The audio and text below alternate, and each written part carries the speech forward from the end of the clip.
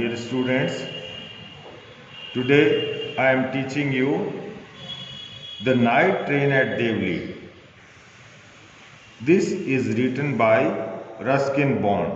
Ruskin Bond was born in Kasoli in 1934.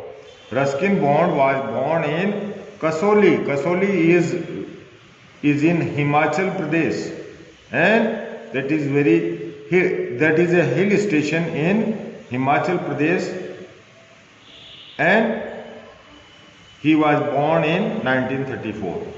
He was written over 100 short stories, and Ruskin Bond has written over more than 100 short stories, essays, novels and books for children. His collection of short stories include The Night Train at Devli and other stories. And this is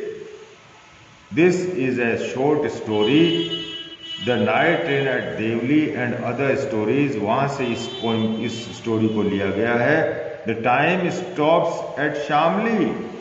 And time stops at Shamli, and our trees still grow in Dehra.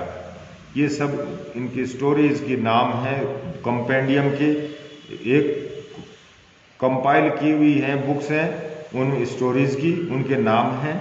Ruskin bond received the साहित्य Akademi award for English writing in India in 1992. Ruskin Bond को साहित्य academy का award भी मिल चुका है for writing in English in India in 1992. याद रखने की बातें हैं, ये क्वेश्चन शॉर्ट क्वेश्चंस में पूछ लेते हैं कि रस्किन बॉन्ड को in which year and what was the award given to Ruskin bond.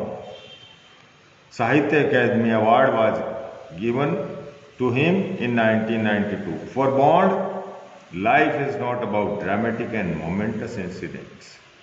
Life है, ये कोई ड्रामेटिक नहीं है, ये कोई ड्रामेटिक और मोमेंटस इंसिडेंट्स नहीं है, but of tranquillity lost and regained. बल्कि लाइफ क्या है? ट्रैंक्विलिटी. ट्रैंक्विलिटी किसको बोलते हैं?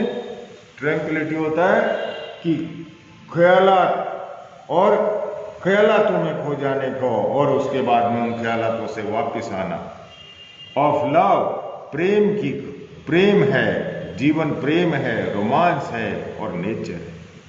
And nature where time is the catalyst of change. और समय है वो एक ऐसा कैटलिस्ट. कैटलिस्ट किसको बोलते हैं? दो केमिकल्स को कोई चीज शुरुआत करने में मदद करता है लेकिन इंटैक्ट रहता है, उसको कैटलिस्ट कहा जाता है. where the catalyst टाइम है, वो एक कैटलिस्ट ऑफ चेंज है, परिवर्तन लाने का एक साधन है. टाइम के ऊपर कोई प्रभाव नहीं पड़ता, लेकिन हमारे में समय है, वो हमें प्रभावित कर देता है. समय के साथ साथ हमारी कई चीजों में परिवर्तन आता है. The short story the night train at Deoli is a sweet tale of unrequited adolescent love. एक एडोलेसेंट, अनरिक्विटेड यानी एक तरफे प्यार की कहानी है, युवाओं के प्रेम की कहानी है. इसे बहुत ही मधुर और मीठी और सुंदर कहानी है. टेल यानी कहानी, story. Night train. Now I am starting this story when I was at college. जब मैं कॉलेज में था, when I was at college I used to spend my summer vacations in Dehra. मैं हमेशा अपना जो समर वेकेशन यानी ग्रीष्म अवकाश, जब वो स्टूडेंट था और ग्रीष्म अवकाश होते थे, उस समय मैं अपने जो समर वेकेशन है वो देहरा के अंदर बिताया करता था. At my grandmother's place. और देहरा में कौन था वहाँ पर? ग्रैंड मदर दादी भी हो सकती है और ग्रैंड मदर नानी भी हो सकती है. कि वहाँ देहरा में मेरी दादी या नानी के घर में अपना ये समर वेकेशन बिताया करता था. I would leave the plains early in May की शुरुआत. ग्रीष्म अवकाश हमेशा मई में शुरुआत होते हैं, तो मई के दिनों में I would leave the plains. Plain किसको बोलते हैं? मैदान को, मैं मैदान से छोड़ करके पहाड़ों में चला जाता था। एंड रिटर्न लेट इन जुलाई, और जुलाई में सेशन खुलते हैं, नए स्कूल और कॉलेज जुलाई में खुलते हैं, तो मैं वापस जुलाई में लौट करके आता था। Deoli was a small station about 30 miles from Dehra. Deoli एक छोटी सी ऐसी स्टेशन था, is very small station, about 30 miles from Dehra, Dehra से 30 मील पहले पड़ता था। It mark the beginning of the heavy jungles of the Indian Terai. Terai के अंदर वो क्या है, बहुत ही घने जंगलों वाला एक ऐसा स्थान था जहाँ खूब घने जंगल थे। और तराई प्लेस होते हैं मैदानी, तराई और पहाड़ी। तो तराई पहाड़ों से पहले शुरुआत हो जाता है, ऐसे जंगल शुरू हो जाते हैं जहाँ पर आपको वहाँ से फिर पहाड़ शुरू हो जाते हैं। तो ऐसा घने जंगलों वाला स्थान था। The train would reach Deoli at about 5 in the morning। और ट्रेन कितने बजे पहुँचती थी वहाँ देवली में? सुबह 5 बजे पहुँच जाती थी। When the train arrived Devli at about 5 in the morning, when the station would be dimly lit with electric bulbs। the station है वो क्या है, बहुत ही मध्यम रोशनी से जगी हुई रहती थी, इलेक्ट्रिक बल्ब्स लगे हुए रहते थे। एंड ऑयल लैंप्स, और ऑयल लैंप्स वहाँ स्टेशन के ऊपर लगे रहते थे, तेल से जलने वाले बल्ब, वो लालटेन। And the jungle across the railway tracks, और जो जंगल था दोनों तरफ, रेलवे ट्रैक के दोनों तरफ, जो रेलवे ट्रैक के दोनों तरफ जो जंगल था, would just be visible in the faint light of dawn। dawn यानी मॉर्निंग। dawn होता है, मॉर्निंग को कहते हैं DAWN, dawn मीन्स मॉर्निंग। और dusk किसको कहते हैं? DUSK, dusk means evening.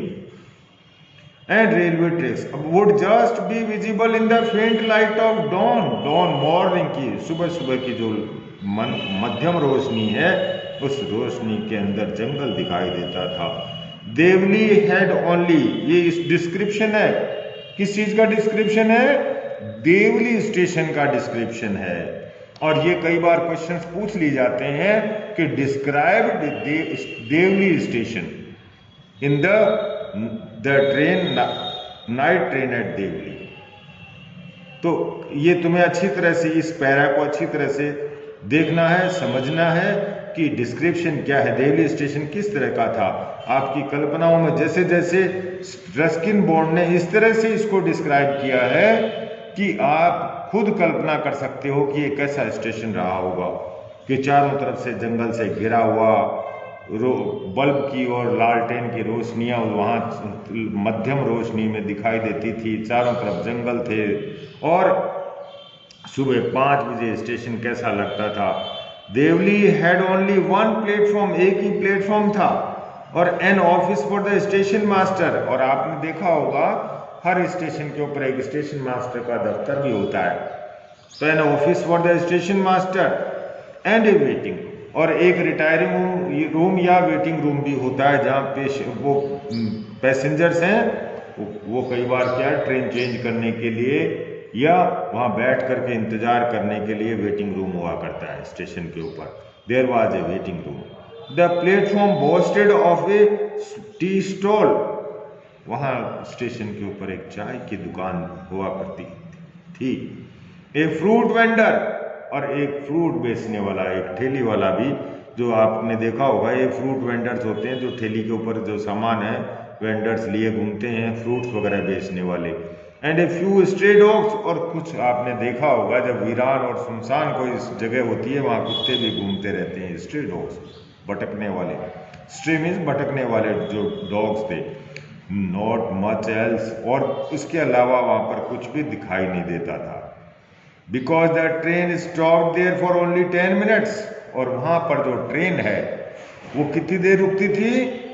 The train stop there only for 10 minutes before rushing on into the forest. इससे आगे जंगलों में, घने जंगलों में प्रवेश करने से पहले देवली स्टेशन है वो तराई में थी, और चिराई में होने के कारण वहां पर 10 मिनट के लिए रुकती थी।